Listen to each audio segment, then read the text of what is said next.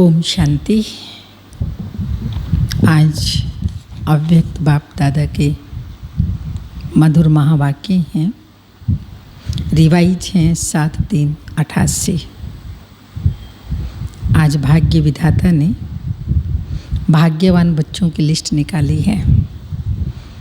सारे विश्व में 700-750 करोड़ मनुष्य आत्माएं हैं और उनमें से बहुत थोड़ी सी आत्माएं हैं जिन्होंने भाग्य विधाता बाप को अपना बनाया है और उस भाग्य विधाता बाप के स्वयं बनकर के अपना 21 जन्मों के लिए भाग्य बना रहे हैं। तो वो बाबा आज बच्चों को देख रहे हैं, अपने बच्चों की रेखाएं। दुनिया में हस्त रेखाएं देखते हैं और यहाँ बाप दादा तकदीर की रेखा बच्चों की देख रहे हैं। तो सुनते हैं अव्यक्त बाप दादा के महावाक्य। भाग्यवान बच्चों के श्रेष्ठ भाग्य की लिस्ट। आज भाग्य विधाता बाप दादा अपने भाग्यवान बच्चों को देख रहे हैं। हर एक ब्राह्मण बच्चे का भाग्य दुनिया की साधारण आत्माओं में से अति श्रेष्ठ है, क्योंकि हर एक ब्राह्मण आत्मा कोटों में से कोई और कोई में से भी कोई है। कहाँ 550 करोड़ आत्माएं और कहाँ आप ब्राह्मणों का छोटा सा संसार है। उन्हों के अंतर में कितने थोड़े हो। इसलिए अज्ञानी अनजान आत्माओं के अंतर में आप सभी श्रेष्ठ ब्राह्मण श्रेष्ठ भाग्यवान हो। बाप दादा देख रहे हैं हर एक ब्राह्मण के मस्तक पर भाग्य की रेखा बहुत स्पष्ट तिलक के समान चमक रही है। हद के ज्योतिषी हाथों की रेखा देखते हैं, लेकिन यह दिव्य ईश्वरीय भाग्य की रेखा हर एक मस्तक पर दिखाई देती है। जितना श्रेष्ठ भाग्य उतना भाग्यवान बच्चों का मस्तक सदा अलौकिक लाइट में चमकता रहता है। भाग्यवान बच्चों की और निशानियां क्या दिखाई देंगी? सदा मुख पर ईश्वरीय रूहानी मुस्कुराहट अनुभव होगी। भाग्यवान के नैन अर्थात दिव्य दृष्टि किसी को भी सदा खुशी की लहर उत्पन्न कराने के निमित्त बनेगी।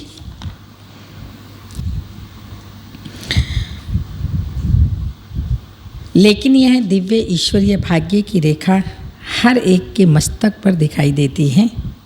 जितना श्रेष्ठ भाग्य उतना भाग्यवान बच्चों का मस्तक सदा अलौकिक लाइट में चमकता रहता है। भाग्यवान बच्चों की और निशानियां क्या दिखाई देंगी?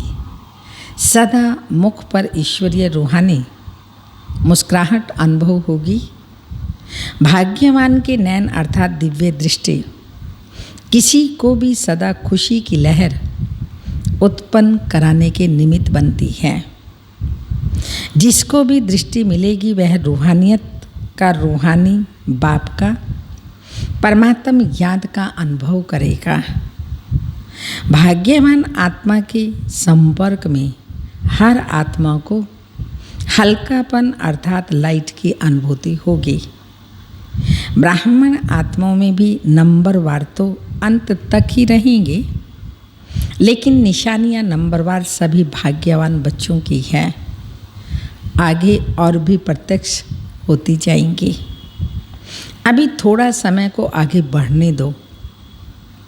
थोड़े समय में जब अति और अंत दोनों ही अनुभव होगा तो चारों ओर अनजान आत्माएं हद के वैराग वृत्ति में आएंगी और आप भाग्यवान आत्माएं बेहद के वैराग वृत्ति के अनुभव में होंगी।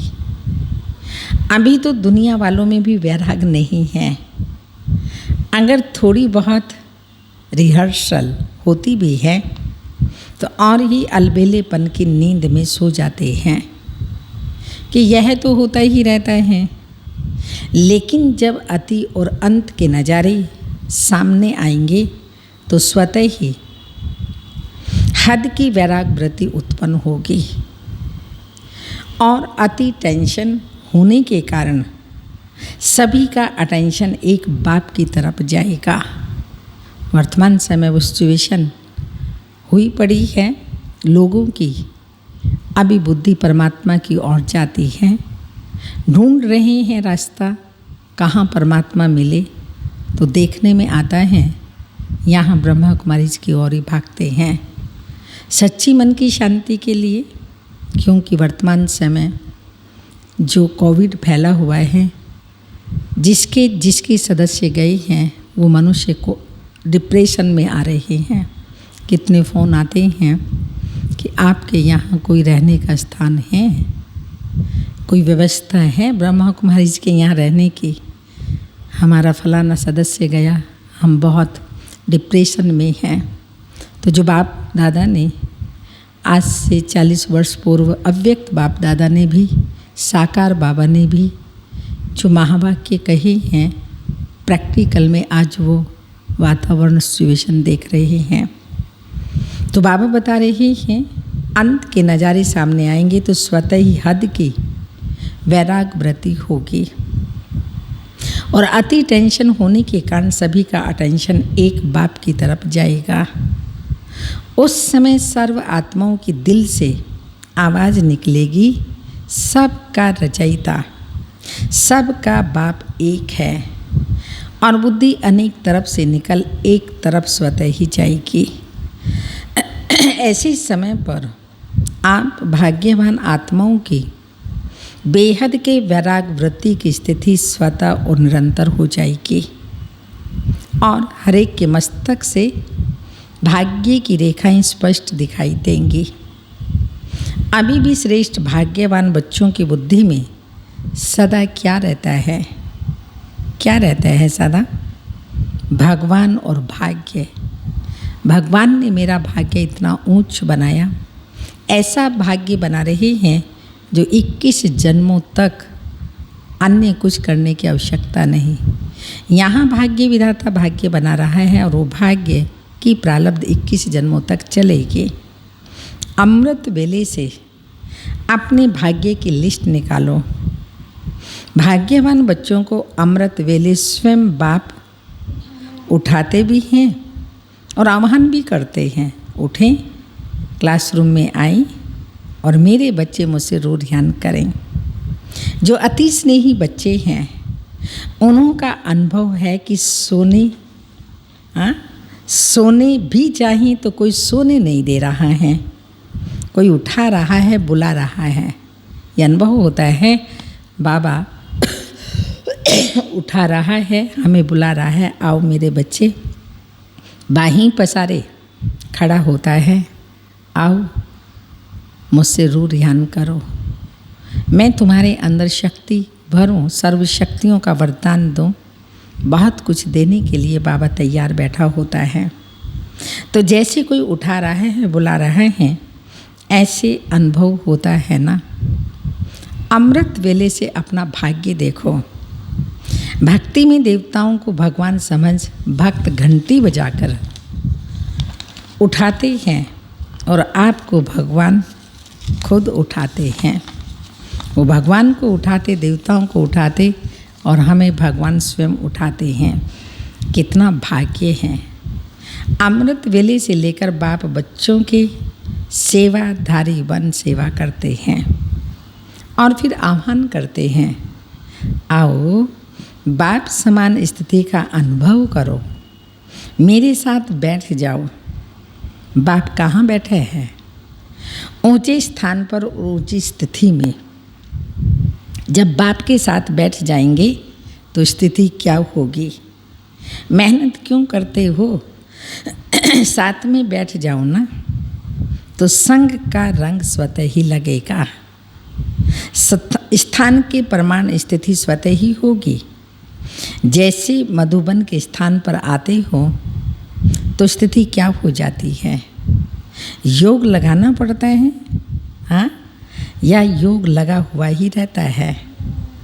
तभी तो यहाँ ज़्यादा रहने की इच्छा रखते हो ना। अभी सबको कहीं और 15 दिन और रह जाओ तो खुशी में नाचेंगे ना। तो जैसा स्थान का स्थिति का प्रभाव पड़ता है, ऐसे अमृत वेले या तो परम धाम में या सूक्ष्म वतन में चले जाओ, बाप के साथ बैठ जाओ। अमृत वेला शक्तिशाली होगा तो सारा दिन स्वतः ही मदद मिलेगी। तो अपने भाग्य को स्मृति में रखो, वाह मेरा भाग्य। दिनचर्या भी भगवान से ही शुरू होती है। फिर अपना भाग्य देखो, बाप स्वयं शिक्षक बन कितना दूर देश से आपको पढ़ाने आते हैं। लोग तो भगवान के पास जाने के लिए प्रयत्न करते हैं और भगवान स्वयं आपके पास शिक्षक बन पढ़ाने आते हैं। कितना भाग्य है और कितनी समय से सेवा की ड्यूटी बजा रहे हैं। कभी सुस्ती करता है शिव बाबा आने में? कभी सुस्ती करता है? कभी बहाना लगाता है? आज सिर दर्द है, आज रात्रि को सोए नहीं हैं। तो जैसे बाप अथक सेवाधारी बनकर के सेवा करते हैं, तो बाप समान बच्चे भी अथक सेवाधारी। अपनी दिनचर्या देखो, कितना बड़ा भाग्य है। बाप सदा स्नेही सिक्के लदे बच्चों को कहते हैं, कोई भी सेवा करते हो, चाहे लौकिक चाहे अलौकिक, चाहे परिवार में चाहे सेवा केंद्रों पर, कोई भी कर्म करो, कोई भी ड्यूटी बजाओ, लेकिन सदा ये अनुभव करो कि करावनहार करा रहा है मुझ निमित्त करनहार द्वारा। मैं इंस्ट्रूमेंट हूँ, बाबा करावनहार वो करा रहा है, मैं सेवा करने के लिए निमित्त बना हुआ हूँ। करावनहार करा रहा है तो यहाँ भी अकेले नहीं हो। करावनहार के रूप में बाप कर्म करने के समय भी साथ है। आप तो सिर्फ निमित्त हो, भगवान विशेष करावनहार है। अकेले करते ही क्यों हो? अकेले मैं करता हूँ यह भान रहता है तो यह मैंपन का माया का दरवाज़ा है। फिर कहते हो माया आ गई। जब दरवाज़ा खोला है तो माया तो इंतज़ार में है। आप दरवाज़ा खोलते ही क्यों हो? दरवाज़ा खोलेंगे, माया तो इंतज़ार कर रही है कब ये दरवाज़ा खोले मैं जाऊं। और आपने इंतज़ाम अच्छा कर लिया तो क्यों नहीं आएगी। यह भी अपना भाग्य स्मृति में रखो कि बाप करावनहार हर कर्म में करा रहा है तो बोझ नहीं होगा। बोझ मालिक पर होता है, साथी जो होते हैं उन पर बोझ नहीं होता। मालिक बन जाते हो तो बोझ आ जाता है। मैं बालक हूँ और मालिक बाप है। मालिक मुझ बालक से करा रहा है। बड़े बन जाते हो तो बड़े दुख आ जाते हैं। बालक बनकर मालिक के डायरेक्शन से करो। कितना बड़ा भाग्य है यह। हर कर्म में बाप जिम्मेवार बन हल्का बनाए उड़ा रहे हैं। होता क्या है, जब कोई समस्या आती है तो कहते हो बाबा अभी आप जानो, पहले से नहीं कहते आप जानो आपका कार्य है। जब समस्या आती है तब बाबा को कहते हैं बाबा अभी आप जानो। और जब समस्या समाप्त हो जाती है तो मस्त हो जाते हो। लेकिन ऐसा करो ही क्यों? जो समस्या आवे, करावनहार बाप के डायरेक्शन प्रमाण हर कर्म करते चलो तो कर्म भी श्रेष्ठ, और श्रेष्ठ कर्म का फल क्या होता है? श्रेष्ठ कर्म का फल सदा खुशी, सदा हल्कापन, फरिश्ता जीवन का अनुभव करते रहेंगे। फरिश्ता कर्म के संबंध में आएगा, लेकिन कर्म के बंधन में नहीं बंधेगा। और बाप का संबंध करावनहार का जुटा हुआ है। इसलिए निमित्त भाव में कभी मैंपन का अभिमान नहीं आता है। सदा निर्माण का कार्य करेंगे तो कितना भाग्य है आपका। और फिर ब्रह्मा भोजन कौन खिलाता है? नाम ही है ब्रह्मा भोजन, ब्रह्म भोजन नहीं, ब्रह्मा भोजन। तो ब्रह्मा यज्ञ का सदा रक्षक है। हर एक यज्ञ वत्स व ब्रह्मा वत्स के लिए ब्रह्मा बाप द्वारा ब्रह्मा भोजन मिलना ही है। लोग तो वैसे ही कहते हैं हमको भगवान खिला रहा है, मालूम है नहीं कि भगवान क्या, लेकिन खिलाता भगवान है। लेकिन भगवान ब्राह्मण बच्चों को तो बाप ही खिलाता है ना। चाहे लौकिक कमाई भी करके पैसा जमा करते हैं, उसी से भोजन मंगाते भी हो, लेकिन पहले अपनी कमाई क्या करते हो? बाप की भंडारी में डालते हो। बाप की भंडारी भोलानाथ का भंडारा बन जाता है। करो कणा मिले खणा। कभी भी इस विधि को भूलना नहीं तो सोचेंगे हम खुद कमाते खुद खाते हैं। वैसे तो ट्रस्टी हो, ट्रस्टी का कुछ नहीं होता है। हम अपनी कमाई से खाते हैं, ये संकल्प भी नहीं उठ सकता। जब ट्रस्टी हैं तो सब बाप के हवाले कर दिया। तेरा हो गया, मेरा नहीं। ट्रस्टी अर्थात तेरा, गृहस्थी अर्थात मेरा। आप कौन हो? गृहस्थी तो नहीं हो ना। भगवान खिला रहा है, ब्रह्मा भोजन मिल रहा है। ब्राह्मण आत्माओं को ये नशा स्वतः ही रहता है। और बाप की गारंटी है 21 जन्म ब्राह्मण आत्मा कभी भूखी नहीं रह सकती। बड़े प्यार से दाल रोटी सब्जी खिलाएगा। ये जन्म भी दाल रोटी प्यार से खाएंगे, मेहनत की नहीं। इसलिए सदा यह स्मृति रखो कि अमृत वेले से लेकर क्या क्या भाग्य प्राप्त है। सारी दिनचर्या सोचो। सुलाते भी बाप हैं लोरी दे करके। बाप की गोदी में सो जाओ तो थकावट बीमारी सब भूल जाएगी और आप आराम करेंगे। सिर्फ आह्वान करो, आराम आराम, तो आराम आ जाएगी। अकेले सोते हो तो और संकल्प चलते हैं। बाप के साथ बाप की गोदी में सो जाओ। मीठे बच्चे, प्यारे बच्चे की लोरी सुनते सुनते सो जाओ। देखो कितना अलौकिक अनुभव होता है। तो अमृत वेले से लेकर रात तक सब भगवान करा रहा है। चलाने वाला चला रहा है, कराने वाला करा रहा है। सदा इस भाग्य को स्मृति में रखो, इमर्ज करो। कोई हद का नशा भी जब तक पीते नहीं तब तक नशा नहीं चढ़ता। ऐसे ही सिर्फ बोतल में रखा हो तो नशा चढ़ेगा? यह भी बुद्धि में समाया हुआ है, लेकिन इसको यूज करो। स्मृति में लाना अर्थात पीना, इमर्ज करना, इसको कहते हैं स्मृति स्वरूप बनो। ऐसे नहीं कहा है कि बुद्धि में समाया हुआ रखो, स्मृति स्वरूप बनो। तो कितने भाग्यवान हो। रोज अपने भाग्य को स्मृति में रख समर्थ बनो और उड़ती चलो।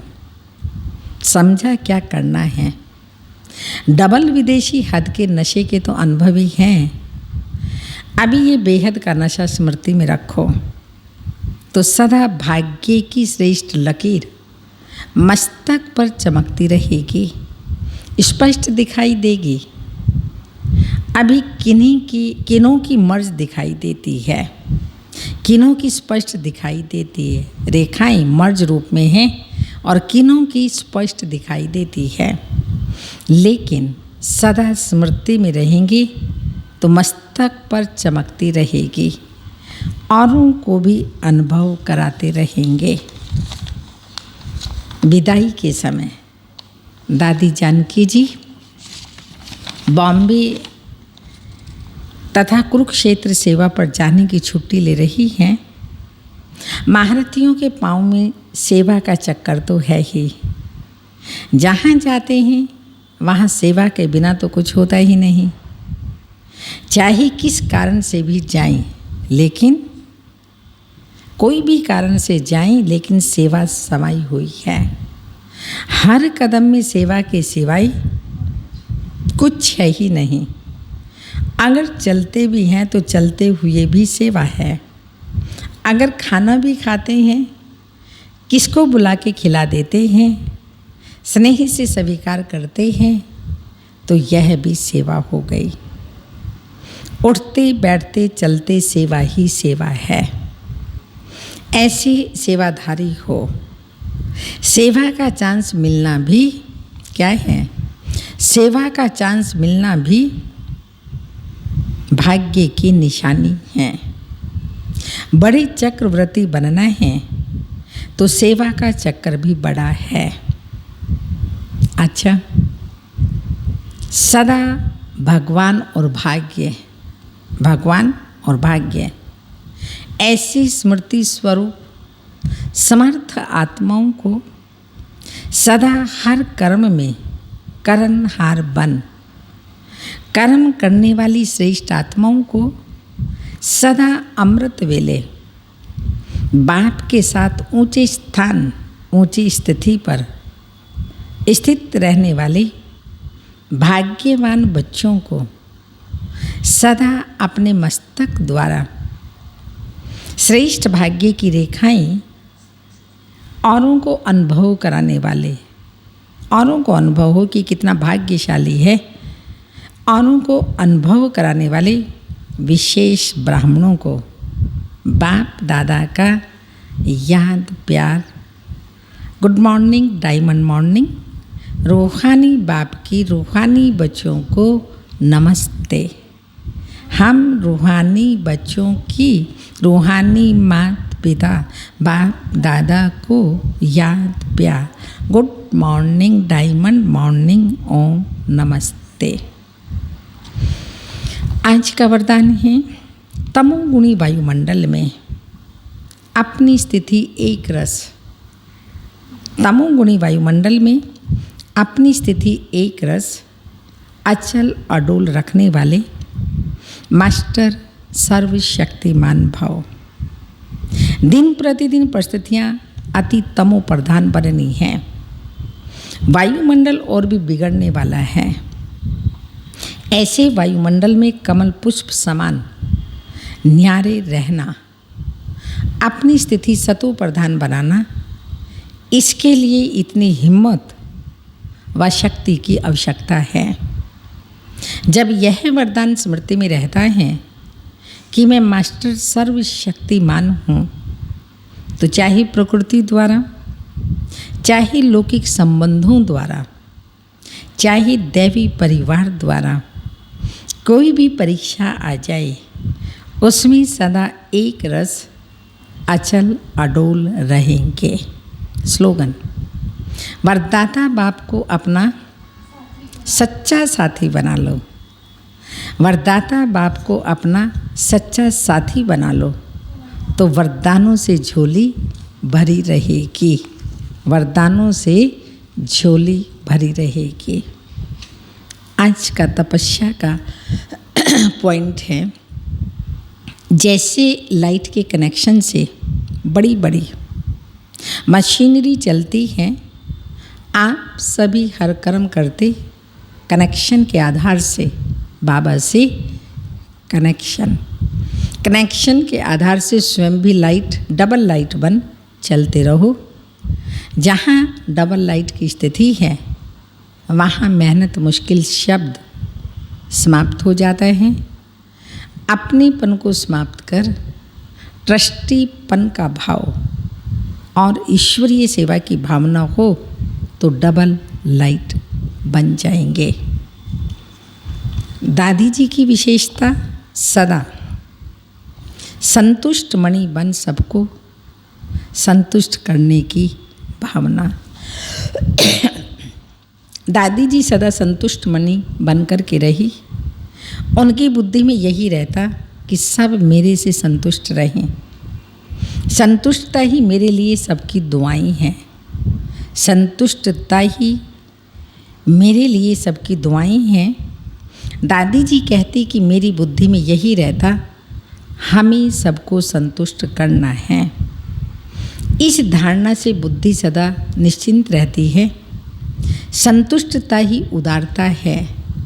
जितनी उदारता होगी उतना संतुष्ट कर सकेंगे। हमें स्वार्थी नहीं बनना है। ऐसी थी हमारी प्यारी दादी जी।